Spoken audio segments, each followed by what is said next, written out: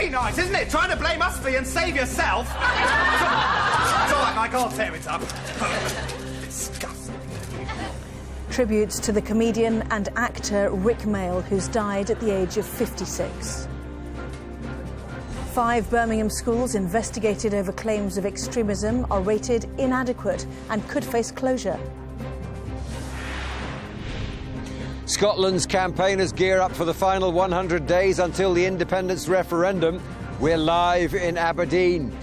The Yes camp says it's gaining ground fast as the pro-union lobby unveils a new slogan. And we cosy up with Scots across the country to see where they're sitting on the issue. Also tonight, the Pakistani Taliban say it carried out an armed siege of Karachi's international airport and threatened further attacks. And police in Sao Paulo fired tear gas at striking transport workers 3 days before the World Cup kicks off. This is Sky News with Anna Botting. Hello there, good evening. The comedian and actor Rik Mayall, famed for his roles in The Young Ones and Blackadder, has died suddenly at the age of 56. Many of the film, TV and stage stars who worked alongside him have paid tribute tonight, with Stephen Fry describing him as an authentic comedy genius. He was found dead at his London home just after 1 o'clock. His death is not thought to be suspicious. Sky senior correspondent Michelle Clifford looks back at his life. Are you suggesting that we make a puppet out of nuclear arms? Yes. Oh, I think that would be very fine behaviour for a Cliff Richard fan, wouldn't it? A voice, a character seared onto the psyche of a generation. Mention the name Mayall and for teenagers of the 80s, Rik and the Young Ones inevitably springs to mind. Will you stop it? But the Rik who played him was an actor, comedian, writer whose appeal went way beyond that first series which delivered fame. Flash by name, Flash by nature. Hooray! From Blackadder to The New Statesman and the anarchic comedy Bottom, Rik Mayall continued to cement his reputation down the years amongst the viewing public and his peers. In a statement, Young Ones co-writer and longtime friend Adrian Edmondson said, "There were times when Rik and I were writing together and we almost died laughing. They were some of the most carefree, stupid days I ever had, and I feel privileged to have shared them with him. And now he's died for real, without me. Selfish bastard." Rory Bremner tweeted, "Oh no, awful news about Rik Mayall, a fireball of creative comic energy and inspiration, such brilliant raw talent." And comedian David Walliams wrote on Twitter, "I am heartbroken that my comedy idol growing up, Rik Mayall, has died. He made me want to be a comedian." Sentiments repeated on the red carpet tonight at a London premiere. He was a genius, and you know, anytime a beloved British artist, comedian particularly, who I know made a lot of people laugh and probably made a lot of people want to become comedians, he'll be sorely missed. Rik Mayall may be best remembered for what was truly alternative comedy at the time, but he went on to establish himself as a great actor, with a longevity the envy of many in a notoriously fickle industry. And he proved a survivor in more ways than one, defying the odds after a quad bike accident in 1998 left him in a coma for days. He spoke to Sky News about that episode years later, in his own inimitable style. When I went up to heaven and met God, I don't know if you knew this, when I was dead for 5 days. You know, I was dead for 5 days, and Jesus was only dead for 3. This was 2,000 years after Jesus was nailed up. And I went up and I met God, and I met Jesus. He's a nice guy. He asked for my autograph, actually, so I get an autograph. You know what it's like. A bit like me. He returned to acting and carried on working until very recently, remembered by many for his flamboyant appearance in this beer advert. The barrel's empty. There'd been no public hint of any health problems, and Rik Mayall's death at the age of 56 came as a shock to his fans, admirers, and the many he inspired to follow him. Point 1. Abolish poverty. Michelle Clifford, Sky News. Our other top story tonight, the Chief Inspector of Schools has warned of a culture of fear and intimidation at a number of schools in Birmingham at the heart of an investigation into extremist views. Governors and teachers at the failing academies have stressed that Ofsted found no firm evidence of infiltration by hardline Muslims. Despite that, the Education Secretary, Michael Gove, says all schools in the country will be made to actively promote British values. Well, 5 of the 21 schools examined were deemed inadequate and placed in special measures, meaning they'll face regular checks and could be closed if they don't improve. A further school was already in special measures. While 4 schools were rated good or outstanding, 11 others require improvement. Sky's Education and Social Affairs editor, Afua Hirsch, reports. Ever since allegations of extremism were made against Birmingham schools, 2 very conflicting versions have emerged. Parkview, previously rated outstanding by Schools Inspectorate Ofsted, is now the subject of damning criticism by official reports. In the most serious cases, a culture of fear and intimidation has taken grip since the schools were last inspected.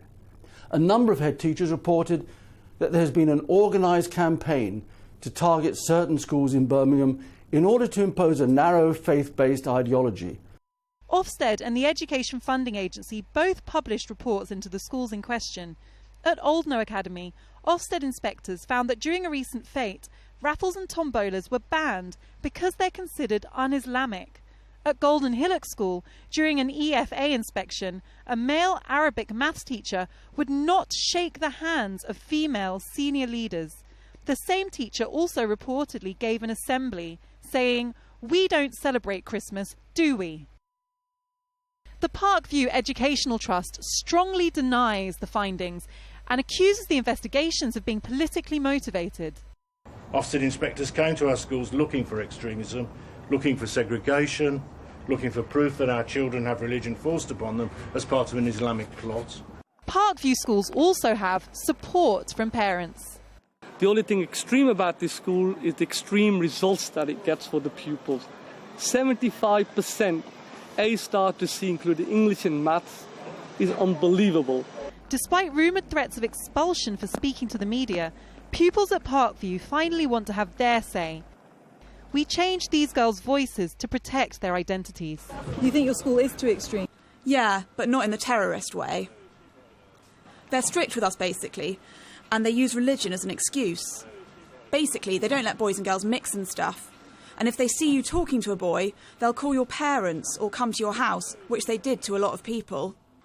The principal at Oldknow Academy says she was forced out by governors, but is now hoping to return to her position. More and more pressure has been put on me to kind of change things and change the direction, which I've not been very happy with, and more focus coming up on Islamic education. Seeking to address these concerns and take control over what is an increasingly political row, Michael Gove addressed Parliament. Schools that are proven to have failed will be taken over, put under new leadership and taken in a fresh, new direction. Any school could now be subject to rigorous on-the-spot inspections, with no advance warning and no opportunities to conceal failure. The government says the promotion of British values must be at the heart of education in all schools. The question parents and pupils here are asking now is exactly what that means for them. Afua Hirsch, Sky News, Birmingham. Well, Sky's chief political correspondent John Craig joins us now from Westminster. So many issues already raised by this, John. What happens next? Well, they've got to define British values for a start. Essentially, there are 5. The 2 main ones Mr Gove has in mind are equality between genders and tolerance of other faiths, 2 things that the government believes and Ofsted have been sadly lacking in these schools. Now, you could add to that democracy, individual liberty and mutual respect. Now, Mr Gove told MPs that already independent schools, academies and free schools are ordered by the government to promote these values, and he says he's going to get Ofsted Ofsted to make sure that happens in maintained schools as well. The other thing for the future, of course, the next few months or next month or so, is the latest inquiry into the so-called Trojan horse plot. Now, in April, Mr Gove announced that Peter Clark, he's the former Met commander in charge of counter-terrorism, he was appointed to look into this, much to the fury of the City Council in Birmingham, local MPs, and indeed the Chief Constable of the West Midlands. And today, in the Commons, one Birmingham MP, Shabana Mahmood, she's MP for Birmingham Ladywood, challenged Mr Gove on that, and she talked about education being seen through national security. Now, Mr Gove defended that appointment, and he said he was the right person to exonerate people wrongly accused of extremism. He said that Mr Clark is due to report in July, and he wouldn't prejudge allegations of a Trojan horse plot until that report next month. We await that. John Craig, thank you. Well, that story is very likely to feature in tomorrow's newspapers. We'll be taking a first look at them at 10:30 tonight. That's with Andrew Pearce from the Daily Mail and Kevin Maguire from the Daily Mirror. Very good evening to you from Aberdeen. Throughout the day here on Sky News, we've been reporting from across Scotland with just 100 days to go until the referendum on independence. 4 million people across this country will be voting on whether to remain part of the UK or break away from the Union. The campaigning by the pro and anti-camps looks set to intensify now, as our Scotland correspondent Neil Patterson reports. These days, precious little stays the same, save for the fact that the Yes campaign remains behind in the polls. No, the turnouts are amazing at these things. Clearly that's not always the case. The Yes campaign's numbers a little thin on the ground and still a distance away from the 50% needed to secure independence. Can we get a bit more excitement in this? Yeah, come on. Yet the SNP says undecided voters are joining their sides over Better Together by 2-1. 1, 2, 3. At the Yes campaign's event to mark 100 days, no sign of Alex Salmond, no sign of any male nationalist politicians in fact, women said to be turned off by the First Minister. The Deputy First Minister wants them to switch on to the possibilities offered by independence. Scotland's huge wealth and our quite extraordinary resources mean that there is no question that we can be independent. We should be independent, because by being in control we can improve the lives of individuals, families and communities across this country. Those campaigning for independence are fond of saying that they only need to be ahead in the polls on one day, September the 18th, and with estimates of turnout well in excess of 80%, there really is still all to play for. Little wonder then that the No campaign has finally conceded it's been too negative, and that their slogan, Better Together, might just be a little wet. So, time for a spot of rebranding. No thanks thought to be a softer, more positive message, although there's only so much positivity can ever be injected into the word no. With a Westminster guarantee of more powers for Scotland if voters respond in the negative, the campaign needs them to recognise it's no longer a vote for the status quo. My essential message today is this. Whatever our problems and challenges in Scotland, breaking up our small island into separate states is not the answer. The debate is now beginning to focus on the patriotism of a yes or no vote. Alex Salmond's flag waving at Wimbledon offers opportunity for attack. Take politics out of this, I personally felt very embarrassed. And the reason I felt embarrassed was it made Scotland look small. You know, we're not a country in the end that goes for these gestures. Not that the First Minister will accept the charge that being pro-independence means being anti-English. Well, that's stuff and nonsense. I'm probably the greatest practising Anglophile. I mean, I like the English and Scottish politics and have been for many years. I think England's a fantastic nation, a great nation. I think England deserves, like Scotland, to be self-governing, to elect its own politicians and to run its own country. Both sides claim to be in the ascendancy. Both are arguing that their vision of Scotland's future is brightest. Only one thing is certain. No matter which way Scotland votes come September, things will never be the same again. Well, we can speak to Neil in Edinburgh now. Neil, from the south, the view is that we're sort of sleepwalking towards a referendum. But when you come up here, you realise that a lot more people are thinking very hard about this decision they're facing in 100 days' time.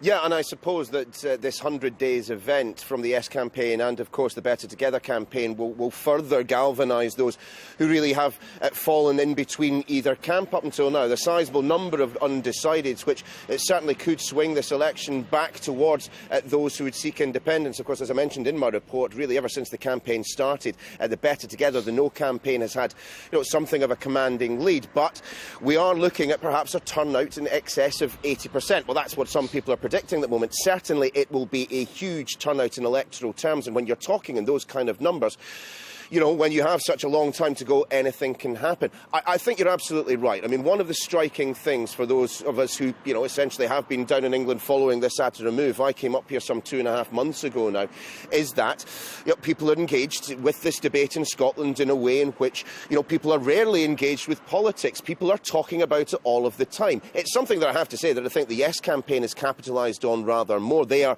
out there holding town hall meetings. They're out there debating. Representatives of the SNP and representatives of the broader Yes campaign are actively out there on the doorsteps every night. Better Together are doing the same now, although they have been perhaps a touch slow.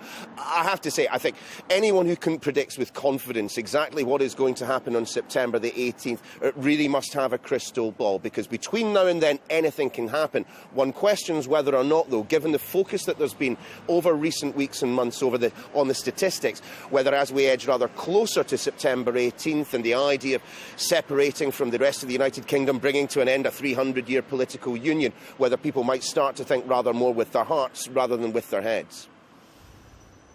Neil, thanks very much indeed. Neil Patterson down there in Holyrood for us. Certainly one thing that is clear is there's going to be no landslides either way. There's a fairly neat split down the middle here in Scotland. It could go 40-60, it could go 51-49, but there are people here who are entrenched in both positions, and so there is a large slice of the population that one way or the other will be disappointed after September the 18th. I spoke to the SNP leader, Alex Salmond, earlier on this afternoon, and put to him this idea that did he think it was fair to put such a crucial decision to his country when really only half would end up happy with the result and the other half would be faced with perhaps the possibility of a huge turmoil they never wanted, never asked for and didn't expect to see in their lifetimes. But he reiterated his commitment to this process he's instigated. This process that's happening in Scotland just now, this is an exemplar for world politics. This is a peaceful, consented, totally democratic referendum, a country with the ability, the opportunity to vote itself into independence. This is a joyful thing. And yes, of course, people in Scotland have different views. Some are yes, some are no. Everybody in Scotland, just about everybody, wants a democratic vote and will accept a democratic result. So the nation will come together after the result because all of us will accept that democratic verdict. Alex Salmond there. Well, there's plenty more to come on the referendum later on this hour. I'll be looking at the impact on the oil and gas industry. Also, we'll be hearing the views of people the length and breadth of Scotland with James Matthews, who's been making people comfortable on the Sky News sofa to canvass opinion. For more detail all the time, you can go to Sky News for iPad. You can see the interactive map showing what people around the UK think about the prospect of Scottish independence. Sky News for iPad. That's it. We'll be back at past now. Anna, it's back to you in London. Andrew, thank you. The Pakistani Taliban has said it carried out an attack on one of the country's biggest airports, which has left at least 27 people dead. 10 gunmen disguised as security forces stormed the old terminal of Karachi International Airport. Passengers were evacuated and flights diverted while fighting continued through the night. Sky's Foreign Affairs editor Sam Kiley reports. When the Taliban want to send a message in Pakistan, this is how they do it. A spectacular assault on the nation's commercial heart, the international airport at Karachi. Gun battles lasted through the night and into the morning, leaving at least 28 dead, including 10 attackers, and many more wounded. The fighters first hit the airport's oldest terminal. Some posed as airport policemen. They swept through the facility using suicide bombers, machine guns and grenades. The main building was gutted, although aircraft were largely undamaged as Pakistan's Rangers battled the Taliban. Weapons captured after the counterattack show that the Taliban had been ready for a siege. Loud sounds were coming from the direction of the airport. I called my family and told them, "Come, something is happening there." Then we saw small fires erupting around the hangar. The firing was so intense that it looked like war had broken out between India and Pakistan. But it's Pakistan's civil war that had reignited after failed talks. The Taliban claimed responsibility, saying it was revenge for the killing of its former leader, Hakim Mullah Massoud, in an American drone strike. But in Pakistan, the Taliban's violence predates America's campaigns. So it may be revenge that it most wants now, but it's power it wants in the end. Sam Kiley, Sky News. The Metropolitan Police and Crown Prosecution Service have announced an independent review into how allegations of rape are investigated and prosecuted. It'll focus on working practices, staffing levels, victim feedback and workload.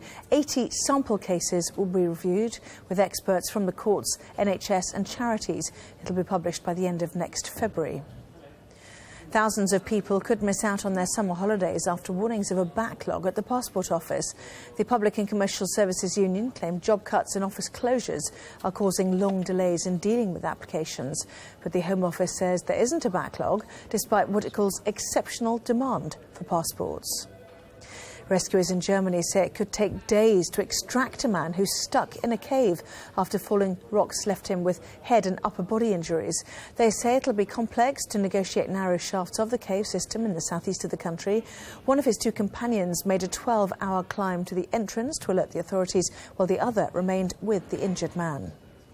David Cameron is meeting the German Chancellor Angela Merkel this evening to thrash out who they want to get the top job in the EU. The Prime Minister is opposed to the former Prime Minister of Luxembourg, Jean-Claude Juncker, becoming President of the European Commission. Mrs Merkel has previously backed Mr Juncker. We're live to Harpsund in Sweden, where those talks are taking place, and our political correspondent Jason Farrell. So is David Cameron, Jason, fighting a losing battle here? Well, no, I don't think he is. He certainly has some support. Fredrik Reinfeldt, the Swedish Prime Minister, says that he doesn't feel that the president should be pre-decided. Mark Rutte, who is the Dutch Prime Minister, says pretty much the same thing. But Chancellor Merkel has already pre-declared her support for Jean-Claude Juncker. And although Juncker has said he feels more confident than ever to becoming European Commission President when he tweeted about it a few days ago. And it is a very thorny issue. I mean, today they went out on a boat. It is tradition here that the Swedish Prime Minister takes all the leaders out onto the lake and they have a very tranquil time. But I think the boat will be rocked a little bit in this meeting because it is really indicative of whether the Prime Minister can get those wider reforms that he's looking for. Can he sway the opinion of Angela Merkel? And for Angela Merkel, it's difficult for her because she will be seen as someone who's betraying someone who she's stood up for if she goes back and drops this candidate. But Prime Minister Cameron, when he arrived here, he said, you know, it's not up to the European Parliament. Many people are saying the Parliament have already decided on this because the largest group in the Parliament have elected Juncker as their preferred candidate. He says it's not up to them to make that decision. It is up to the leaders of the European Union to put forward a candidate to the Parliament. Here's what he had to say. We are four Prime Ministers here with strong and growing economies who all believe in European reform. We want to see a European Union that's more open, more competitive, more flexible, one that does less pointless interference but also is effective in helping to get growth and jobs. Now, obviously there's a link to that agenda and the people who should be running these institutions, but this meeting today is really about content, about what Europe should be doing in the next few years. But I would just make this important point of principle, which is that the democratically elected leaders of Europe, we should be the ones to choose who should run these institutions rather than accept some new process which was never agreed. And I think that is important. Well, Mayor Boris Johnson had something useful to say about this in his column in The Telegraph. He said they shouldn't get bogged down in this issue. He said it's like trying to swat a fly on the leg of a rhino that's standing on your chest. In other words, they should get on with the actual reforms rather than concentrating on the personalities of who is the President of the European Commission. Jason, thank you.